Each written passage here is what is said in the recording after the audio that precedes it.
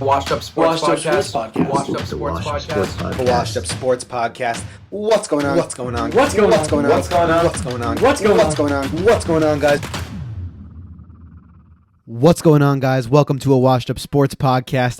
This is episode 22. My name is Evan Klein, and I'm glad to be joined alongside my co-host, Max Lindley. What's going on, guys? Welcome back to another episode of a Washed Up Sports Podcast. We got a banger today. We're talking some March Madness. We're talking some football. We missed free agency last week, so we're going to get back into it this week. We got a lot to cover. Let's get right into it. We are an authentic sports commentary from the perspective of two washed-up athletes.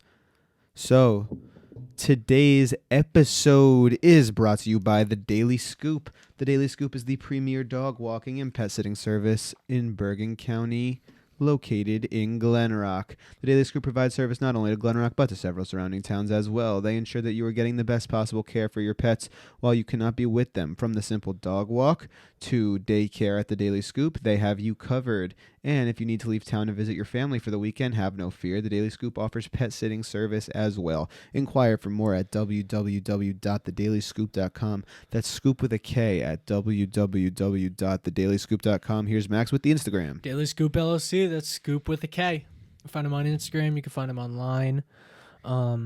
They got a whole brochure on their website. It's very elegant. It's nice. Go check them out. It is a well-done website. It's very well designed. Check it out for sure. Daily Scoop. So the madness continues. Yes, March Madness continues. So I just wanted to start off before you took a little deep dive into the tournament. My bracket is fucked. Yeah. Yeah. You and a lot of people. Yeah. Yours may be more than the average, but So my maximum points as of this morning, Monday morning, was 520. yeah, that's bad. Really bad. Yeah. Really bad. Are all of your Final Four teams out?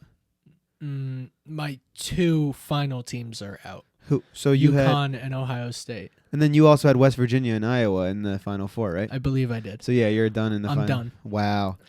So Buddy didn't even make it past the first weekend. yeah, I just want to take a look at our rankings right now. This is Monday. This is for the washed up group. For the Washed Up group, we got our co-producer, Kate. Shout out. She is in first place. Max points 1610. And then we got a bunch of other people who have some high max points. Klein is still up there. I think Klein is around 1,500. Right. There's some people with 1,400. So a lot of people are still in it. I urge everyone to keep in mind, though, it's going to come down to the end because it may look a certain way now, but usually if you predict the winner right, that gets you the most points. So somebody who's like in top 3 right now who had Illinois winning, once you get to the championship, they're going to be losing a lot of points down the stretch.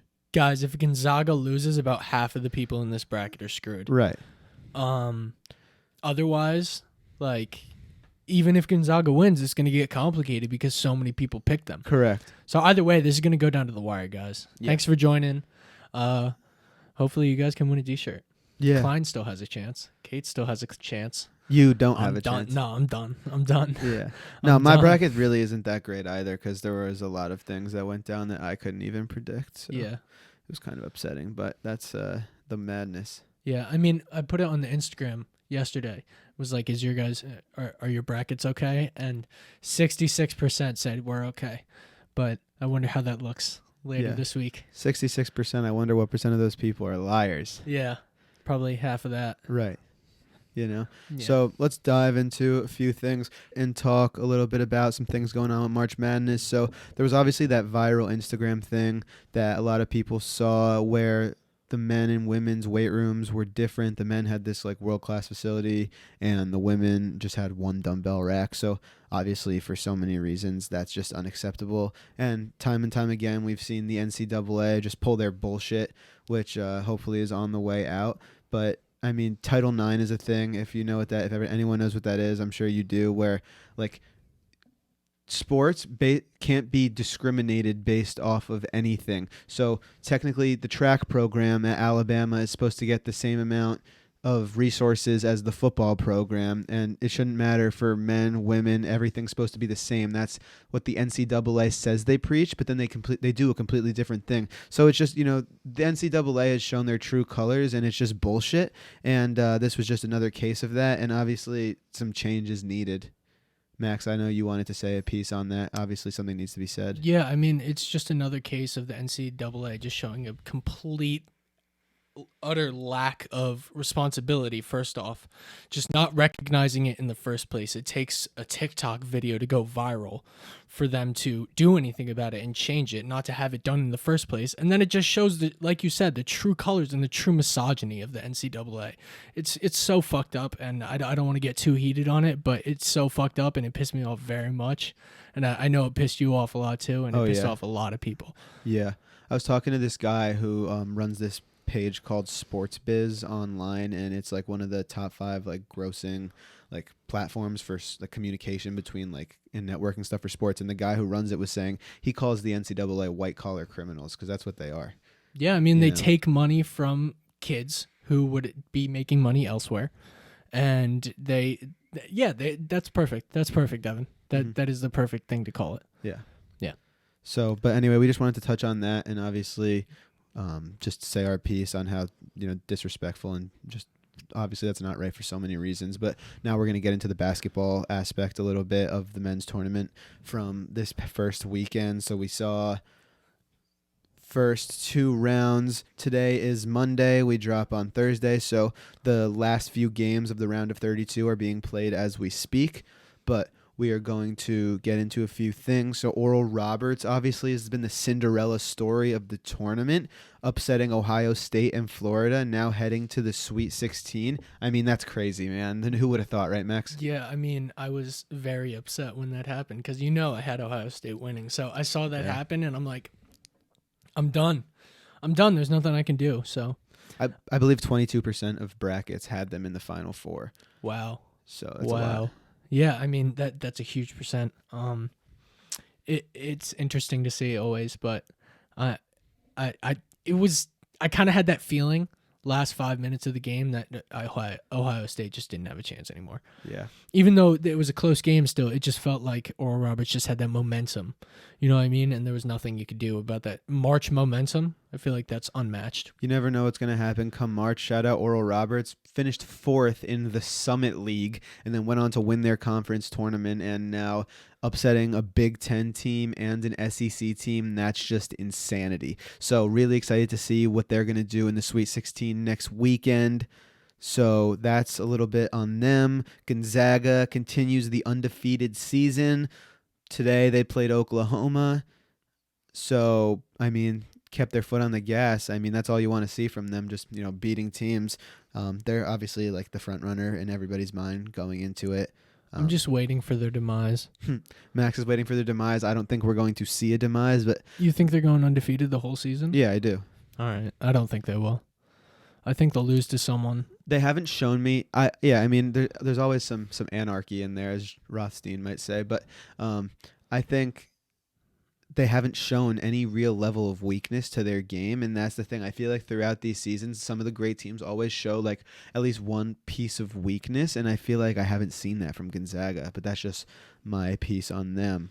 Gotcha. Moving on, we were going to talk a little bit about Loyola Chicago. That that defense looks insane after Illinois upset, holding Io DeSumo consensus all first team all Big Ten to 9 points. I mean, what's more impressive than that is that they led almost the entire game against the number 1 seed. Yeah, it's ridiculous.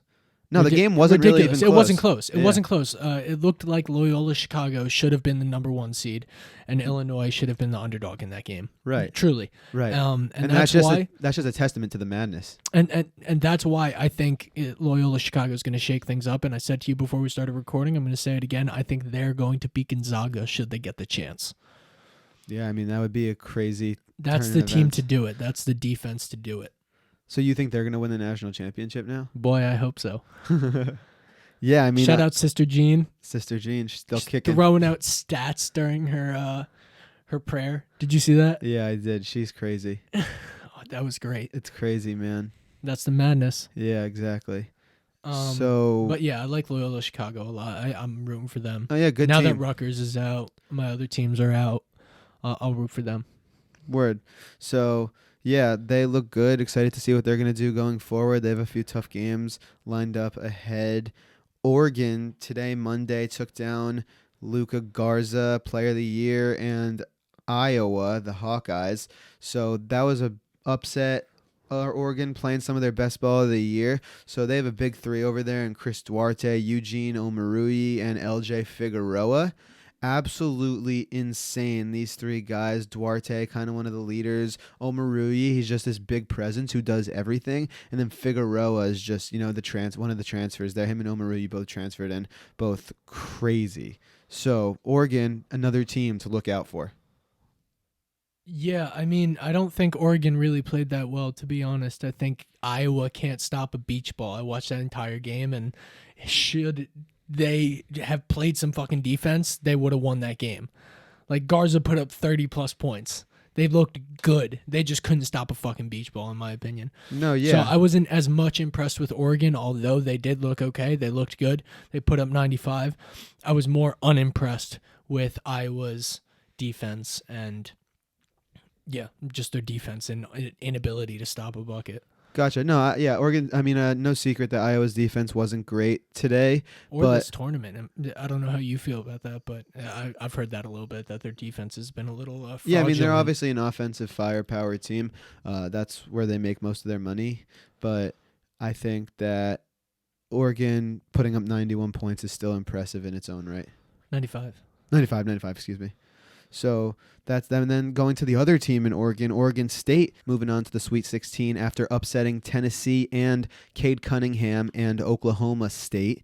Picked to finish last in the Pac-12 in the preseason, Oregon State comes in, wins the conference tournament, and absolutely upsets these two really, really good teams. Very interested to see what they have in store for this coming Sweet 16.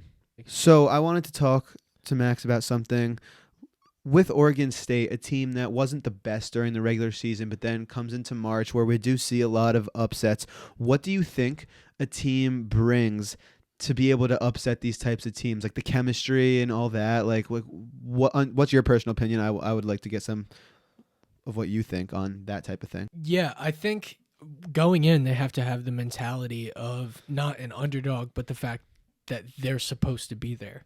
Whether they had a good regular season or not, whether they had a good postseason or not, they're there. So they have to have the attitude of we're supposed to be here and we have a shot in every game. They can't feel like an underdog. They can't feel like they're out of the fight at all. I feel like they have to feel like they're in the game, Right, and I know you were telling me earlier it's different with basketball than other sports, which I definitely agree with. I know in basketball, the upsets... like an upset would happen, I feel, way more easily in a big basketball game than like if Alabama was playing like a not so great team in football. I feel like college football isn't the comparison. Well, if we were just because comparing it's college so, sports. I was just saying, because it's so weighted. Like, no, yeah. You know what I mean? There's like, you have the top four and then everyone else. Right.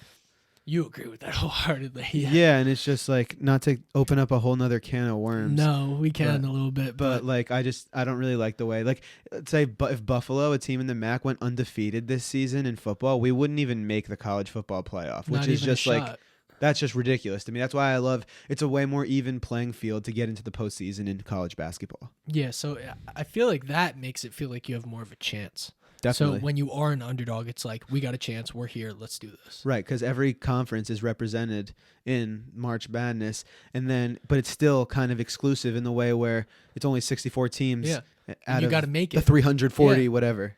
It'd be interesting to see college football do a playoff like that. Yeah, something a little bigger at least. 16 teams. Right. I think I'd be in favor of that. I would too. I'd probably even watch. But yeah, we just wanted to open up a little conversation about that type of thing. And then you got anything else? Nah. I'm excited for Loyola Chicago. Thought West Virginia was going to pull off the W. They did not. Was a little upset about that. Buddy Boeheim had other plans. Yeah, I guess. Mans is on fire right now. Yeah, he is. Syracuse looks good. Yeah, on the March Madness pod last week, I completely roasted Joe Girard. Then he lights me up for like 4 or 5 threes against West Virginia last night. So I gave him the old podcast bump, as we like to say. Kind of needed to light a fire under Joe Girard, and I guess I did that. So Okay. all jokes, but All right. Speaking of basketball, check out Behind the Bench. We'll put the card right here. We had a fun little pickup game. yeah, It was a good lot times, of fun. Good times. Yeah.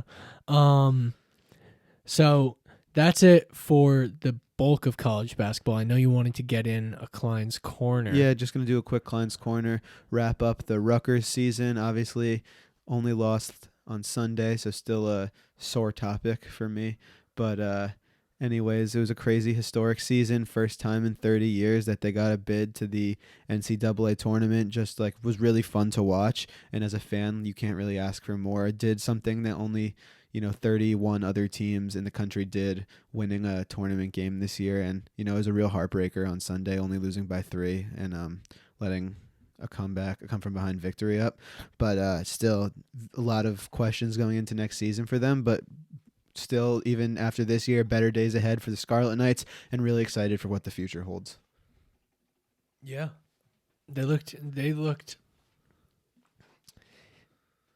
not good in the last half. Yeah. The first half was good. Beginning of the second half was good when we were up like 10, and then it kind of just went downhill a little bit at last 7 minutes. You could kind of tell even in the beginning of the first half that they were kind of fading. Yeah, Houston started to pick up some defense. Yeah, but we were winning at the end of the I know, first but half. Houston started to pick up some defensive momentum, made a couple stops here and there. Wasn't very crucial, but in the end, I feel like those little stops added up. And yeah, it was just like we got completely out rebounded on the offensive glass, Yeah. which really ended up being it. And then they hit some big threes when they needed them, which I think that was just the difference in my opinion. yeah, it was a good game though. Mhm. I mean, congrats to Houston. I think they have a shot to dance for a while. They look like a good team. Definitely could dance with the best of them. So we'll see what happens with them. A good season for Rutgers. Sad to see them lose though. Yeah. Yeah. That's it. Yeah, that's all I got. All right. Today's episode is brought to you by Advanced Office Furniture. Since 2003, Advanced Office Furniture has been providing the New York metro area with the highest quality custom furniture. All of their furniture is produced in their state-of-the-art manufacturing facility here in New Jersey and never outsourced. Your business is unique, so why don't you choose to furnish it with specialty furniture that is built to last? With high-quality customized solutions, no matter what your needs are, Advanced Office Furniture will surely exceed your standards. Now doing work for storefronts, kitchens, our podcast studio, really anything you need, they've got you covered. Advanced Office Furniture brings creativity and originality. You know it's hard to find people these days that work to ensure satisfaction, and they truly do. Check them out and inquire for more at www.advancedofficefurniture.com. That's www.advancedofficefurniture.com. Check them out. Check them out. Yes, sir. So before we get into free agency in the NFL, I just wanted to touch on next week's schedule. Next week, no normal episode. We're not going to have episode 23, as it would be per usual. We'll be back the week after that. But Evan has a very cool interview. So, Evan, you want to fill the people in on that? Sure. So just to get everyone prepared for next week, I'm going to be interviewing this guy who runs the Instagram page, Red Cup CVB. That's Red Cup College Basketball. They're huge. 21,000 followers. Yep. And Very educated. Followed by over 1,000 players from Division I basketball. Yep. So he does a lot of interviews with those people. He's a student at Coastal Carolina University. He's going to come on and talk to me a little bit at the page, a little bit about what's going on in the tournament as we approach the Final Four. So that's really exciting, and I can't wait to get that content out for you guys. Really big guest coming up this week, so stay tuned. Yeah, so that's going to be either next Wednesday or Thursday. Not sure which yet, but we'll figure it out. Yep. But should be electric. Yeah, it's going to be cool. They're going to dive into everything about the account, about March Madness. Yeah, about you the have 21,000 followers. Got to be doing something right? Yeah, I mean, and working for the big branch. Yeah. It'll be interesting. It'll be a very interesting interview. I'm excited for you. Thanks. Pumped for you to talk to him. So I'm excited too. yeah. So just wanted to touch on that, fill you guys in. Let's get right into free agency. Let's start in the hometown of Boston. New England Yes, sir. making a splash. Bills spending big bucks. Yeah. Let's just run through some signings. We reacted obviously last week, but we didn't react on the pod because we were talking college basketball. Signed Matthew Judon, linebacker, Kyle Van Noy, Jalen Mills, just so many people. They signed Jonnu Smith. They signed Hunter Henry, tight ends, both of those. And Nelson Aguilar. So they just signed a bunch of core dudes that are going to put a team together. And I was just really impressed with what Bill's doing. I know someone, I forget who it was, reached out to me on our page a couple weeks ago, just asking if we still trusted in Bill because of the Cam Newton signing. And of course we trust in Bill. I like the Cam Newton signing. About $3 to $5 million for a year contract. That's not bad. Not bad at all. I'll take that for a quarterback. Hopefully he can come back and have a way better year this year than last year, especially with the weapons that are around him now. I don't know what you think, Evan. Yeah, I'm really happy about the signings that we've made. I think that this is going to be a very different year for the Patriots than last year was. Very excited to see what they have in store. Yeah, absolutely. I mean, one more, they re-signed David Andrews, which very cool because they actually thought he was on the way out. Yeah, he's a good player. Yeah, Edelman went as far as posting like a goodbye post for him on social media, and then the next day he announced that he was signing a long-term contract. Took a big pay cut to do so. So the narrative of, I kind of wanted to ask you this, the narrative of nobody wants to play with Bill, people want to play with Tom, seems to not really be true with all these free agents coming and flocking to New England. Right, everybody says, oh, New England's not a fun place to play. There's no fun there. It's all, strict and blah, blah, blah. I mean, people like to win, and that's what they do in New England, and they know Bill's the GOAT, so enough said. Next up, the Buccaneers are bolstering up. They're re-signing all the guys, trying to retain everybody they can. Only free agent that I think they haven't signed is, what's it, the running back? Leonard Fournette. Leonard Fournette and Ndamukong Suh. Right. Probably going to look to re-sign both of those guys as they were a huge part of their team last year. But so far, they franchise tagged Chris Godwin, extended Brady, re-signed Gronk, re-signed both of their core linebackers, Levante David and Shaquille Barrett. So they're looking to make another run. What do we think? Yeah, I mean, I think they're getting all these great players back, so I don't see why they can't make another run. I think even though they haven't really been that active in free agency, they also haven't lost a lot of people, so I think that they're still going to be very competitive. I can't believe I'm about to ask this, but I feel like I can now that he's not on the Patriots anymore. When do you think Tom is going to fall off? Yeah, I don't know. Not this year. You don't think so? No, I mean, he looks so good in the Super Bowl. Yeah, yeah, he did. So. He's gonna have another good year. I think he's seems as committed as ever. So. Yeah, it's just like unfathomable at this point. So like it's really more of a question than like an accusation or anything. It's more like, when is this dude gonna like fall off? I think if he gets to 45 and he's still playing at this level, he'll keep playing. Yeah, I mean that's what I think he's gonna keep playing until he can't anymore. Yeah, just that's what I'm asking. When is that level? When can he not play anymore? I mean, he's not going to play till he's like 50. That's just like not a like. I mean, but if you're saying he's going to play past 45, 47 is very close to 50. Yeah, I mean, I don't know. It could be 45. Like, I think it's going to be sudden. I don't think it's going to be like a gradual thing that happens over time. I think it's going to be like one season we just see a complete fall off. Yeah, not like with Drew Brees. No. Yeah, like Drew Brees, we saw him. I mean, we did have a fall off after his Super Bowl run. Yeah, but he was still decent for a time period after. Yeah, the just Super Bowl. stat padding. Yeah, that's what. Yeah, you're. That's all he did. You're not the Drew Brees guy. Yeah, happy to see him gone. He's one of. Bye, Drew. He's one of the greatest. No, in my opinion. Nope. In my opinion, not even top 5. And that's Max's opinion. Do you have him in your top 5? Probably. Yeah. All right. But he doesn't have the Super Bowls really, so. Yeah. But I mean, I consider all things. He throws a lot of touchdowns, so. Yeah. All right. So we talked about the Bucs, a little bit about Brady. Let's go local. We'll talk about the Big Blue Wrecking Crew. You like that one? Good one. Yeah. So the New York Giants, they re-signed Leonard Williams the defensive lineman, who was fantastic this year. So this was huge. They signed him to he's a sick. long-term contract. And what just a swindling from the New York Jets. Got him for so little, re-signed him to a long-term contract. Now you got your D lineman for the future. Yeah, so good signing for the Giants, no doubt. Got to lock up guys like that. Yeah, and then they brought in some new guys too, which is very good. They brought in 2 wide receivers. I don't know if you saw this. Everybody saw Kenny Galladay, but they also brought in John Ross, the speedster. The speedster. Yeah, so that could be very good for their offense, getting Slayton in there.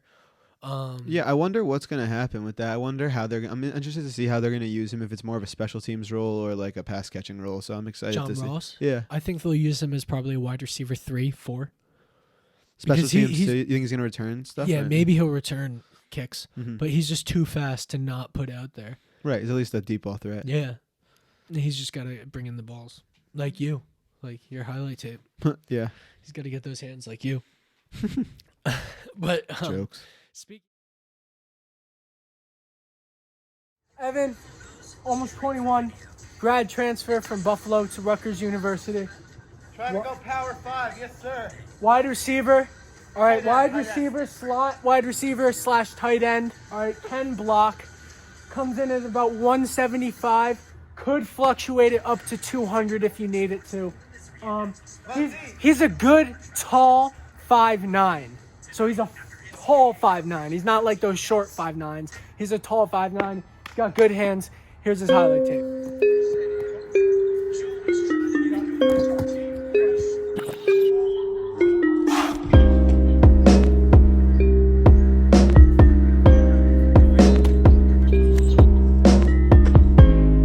My name's Evan Klein, 5'9" slot receiver, University at Buffalo, looking to transfer Power 5. Rutgers hit my phone, you know. Touchdown machine, touchdown machine. Speaking of tight ends, tight end. Oh God. Kyle Rudolph also signed there, which it seems inconsequential and not that big, but it kind of is a good signing because they have Evan Ingram still. Right. So hopefully Kyle Rudolph will come in and kind of be a mentor to Evan Ingram and get him rolling in the right direction, whereas he kind of hasn't been his first couple seasons with the Giants. Right. I still will never understand how Evan Ingram made the Pro Bowl. Yeah, I don't get that either. It doesn't really. He wasn't like that exceptional. Yeah, that doesn't register. Yeah. But no, there's potential for sure. Yeah, and then they got some guys on the defensive end too. They signed Reggie Ragland, linebacker, and a defensive end, Odenigbo. He's fantastic, the edge rusher. He's going to get a ton of pressure for them, so that's big. And obviously, they have Saquon Barkley coming back, so I think the Giants can make a real good push next season. The and Giants they've will been win some making games. some really good moves to pull that team together. Yeah, I think they'll win some games. Yeah. No doubt. Yeah. I think right now they're probably, in my opinion, the favorite in the NFC East. Them and the Cowboys. Yeah, I'm not sure what I'm seeing from the NFC East. I know it's not the football team, but I mean, I would say I know it's not the Eagles, but that's gonna you never know what infuriate Jalen some Hurts is Eagles going to pull fans. out of his pocket, in my opinion. Yeah, that's true. You never know what Big Phil Rivers is gonna pull out. Not Phil Rivers. What's his name? Taylor Heineke? No, Ryan Fitzpatrick. Oh, yeah. Fitz Magic. Yeah. You never know what Ryan Fitzmagic is gonna pull up out of his sleeve. Ryan Fitzmagic. But yeah, no, I mean, interested to see. That's going to be, I think the NFC East is again going to be A shit show. a similar type of division as it was this year. Maybe not as close, but definitely close, I think. I don't know. I think But yeah, Giants and Cowboys, I think, will probably lead it. Eagles have actually I have a take of. What? I think the next year's NFC East is going to be the AFC South. Explain. So, you know, like the NFC East this year, they're all like competing and they're crappy. Right. Titans haven't had the best offseason. Colts have had a pretty good offseason. Yeah. They got Carson Wentz. I mean, okay, they have a really good team around it, so I'm not going to shit on the Colts. But then the Texans in complete disarray. The Jaguars just so crappy. You know what I mean? Right. Like just a horrible organization. So that's my theory. I think the AFC South is going to be last year's NFC East. Interesting. Yeah. Interested to see what if Trevor Lawrence is going to turn things around in Jacksonville. I don't think so. You I don't think think his game is going to translate as well as everybody thinks he is. Yeah, I mean, I don't know. I'm not going to. I'll be excited to see. Yeah, I'm not going to come out here and make any like crazy predictions, but I think he'll. I'm interested to see what he does. I think Trevor Lawrence is a real good player. So He's all right. He's good. He had a good college career. So, yeah, Trevor Lawrence coming up. We got the draft coming up. Justin Fields, he's in there. I haven't heard much chatter about him since like the college football playoffs, though. It seems like teams have kind of been low on him since they lost. yeah, I'm interested to see what happens if somebody either trades up for him or if he still goes in like top 5. Interested to see what's going to happen. I there. hope he goes high. They're going to get a baller. Yeah, he's good. I like him too. A dog, a complete dog, just never going to give up, Right. as we saw in the college football playoffs and the championship. Just never going to give up, just going to keep on going no matter what the score is. So that's what you ask for in the NFL from your quarterback. That's what you're going to get with Justin Fields, probably Trevor Lawrence as well. Yeah. So some important franchise tags. Bears, we touched on this a couple weeks ago. Allen Robinson. Yeah. Franchise tagged him, but now they have Andy Dalton. So if you're Allen Robinson, I ask you, Evan, if you are Allen Robinson, do you stay and play with Andy Dalton under the franchise tag for a year with the chances that you could boost your value and hit free agency in the open market when the cap is going to be higher next year, get paid more? Or do you try to force your way out this year and play for a better team and a better quarterback? It's a good question. I mean, Allen Robinson has stuck it out with the Bears, so I think And he is so good. right. So I think at this point, it's like, do you want to stay in Chicago or do you want to? Are you done with the franchise? I don't think it has as much to do with like Andy Dalton or like the quarterbacks as much as it's just like, do you still want to be here and like play for this franchise that's like sort of in disarray, or do you want to go and just get out of here? Disrespected you. Right. Like your entire career. They Right. haven't If put they you with believed a in you, formidable quarterback. exactly. If they believed in you that much, they would have brought someone in that could have. You know, they gave Mitch too many chances. In my opinion, I mean, I don't know. I wasn't a Mitch guy. It wasn't just Mitch. It was Nagy too. I think they need to do some changes up there, but it won't happen for a while. So Yeah, no, Nagy will be there this year for sure. rip the Bears. Yeah. Interested to see what's going to go on there. Yeah, so I just wanted to touch on Allen Robinson. And then Justin Simmons on the Broncos got signed a couple days ago. They previously had franchise tagged him. He got paid. That's always great to see. Oh, yeah. Always want to see the players get Yeah, paid. he got a crazy contract. Yeah, he got a really good contract. I think 4 years. Yeah, one of the highest paid safeties like ever. That's great. That's really great. Good for him. And then the team we are obligated to talk about, the New York Jets. Jets. A lot of Jets fan listeners. Yeah, We got, so definitely going to touch on that. yeah. So they made some good signings, and then they made some that made me scratch my head. They signed Corey Davis. It's a great signing. I disagree. Really? You like Corey Davis? Yeah, I mean, he was really pretty good in Tennessee. I thought he made some big plays for that team. I think he could. I think they need wide receiver help. So Yeah, they do. And I don't know, because like, remember Robbie Anderson on the Jets? Mm-hmm. That's how Corey Davis was on the Titans. He wasn't like astronomical, you know what I mean?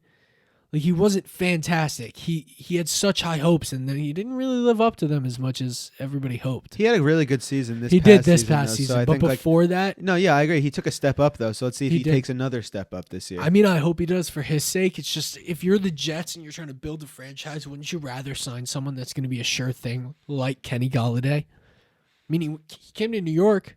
Yeah, I mean, I don't know. It's probably hard to get people to want to come to the Jets right now, but Probably is. I think if Corey Davis continues to take those steps up, then it's a good signing. Yeah. But I'm not saying it's a bad signing. No. It just made me they scratch needed my head a little bit. They need someone. And Yeah. if that's what So they can get. they that's what signed can get. Tyler Kroft from the Bills, which is a great signing. He had a really good year last year. The Rutgers alumni. Yeah, he's on the way up. I didn't know that. That's awesome. Yeah. Shout out RU.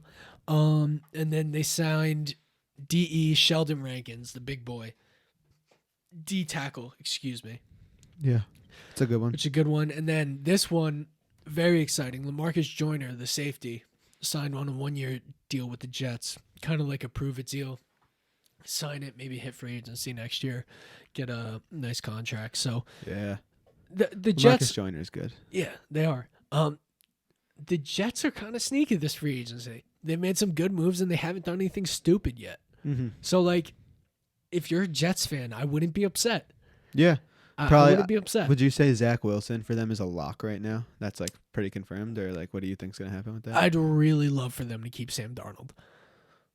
I'd really love for I have a them- hard time seeing that possibility, but yeah, I like Sam Darnold too. I'd honestly. rather them keep Sam Darnold and have a new coaching staff and give him an actual chance with an actual coach Mhm. instead of the stooge that is Adam Gase Right. and his whatever he is. And Salah, I believe in him. Actually. no, I think yeah, he'll do a that's what good I mean. job, I so. think if you give him a chance with a really good coaching staff, I think he'll excel. Right, He's not bad. No doubt. But I hope they trade up or trade down, trade their pick away, get some good stuff in stock in return. Yeah. That would be helpful. So, yeah, that's it for the Jets. I had another question for you, though. Sure. Shoot. Biggest loser of free agency so far. So a lot has gone down, but some teams just haven't been active. Some teams have lost players. What do you think? I'd go with the Raiders. Yeah? Yeah. Why? Because they lost their entire offensive line. They had LaMarcus Joyner, right? No, he was on the Rams. Oh, he's on the Rams. I got the LA thing mixed up. You're good. Just cut that out. No. Yeah, okay. So they lost their entire offensive line, and I think that was one of the biggest strengths that they had on the team between cutting Rodney Hudson, which didn't make a lot of sense, and some other stuff. I think since the free agency period started, the Raiders have raised my eyebrows, and I'm they interested- traded Trent Brown back to the traded Patriots. Trent Brown back to the Patriots. So not necessarily people leaving to sign other places, but just like the way that they've handled the team since free agency started has made me raise my eyebrows for sure. I hear that for sure. Mhm.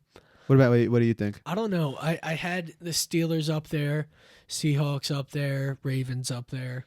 Although the Ravens kind of jumped back into it the past couple days. Those are all good ones. Yeah. The Seahawks. I'll probably go with the Seahawks, though, Yeah. because they have not done shit about their offensive line. They've signed one lineman, and that's everything that Russell has been complaining about. So, Right. like, how are you going to head into next season without fixing the main thing Russell has been complaining about? It just doesn't make sense to me. Yeah, I agree with that.